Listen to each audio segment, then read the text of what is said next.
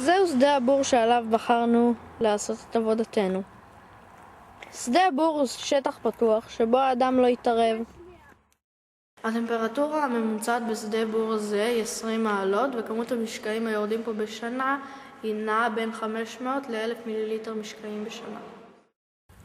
כפי שניתן לראות, האדמה יבשה וסדוקה ומכוסה באבנים וסלעים רבים.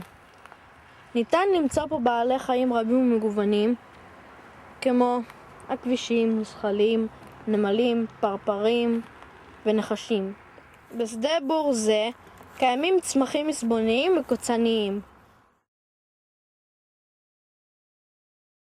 בשדה בור, כמו בכל מערכת אקולוגית אחרת, קיימים קשרים בין הגורמים. לדוגמה, העכביש טובר רשת בין הצמחים בשביל ללכוד חרקים שישמשו לו כארוחת ערב. בנוסף לכך, הנחש משתמש בסלעים כדי למצוא מחסה. רצינו להראות לכם את הנחש והעכביש, אך ביום התצפית ראינו את העכביש ולאחר מכן ראינו את הנחש והתרחקנו. אבל אתם יכולים לראות מתחת לחץ את האזור שבו הם היו.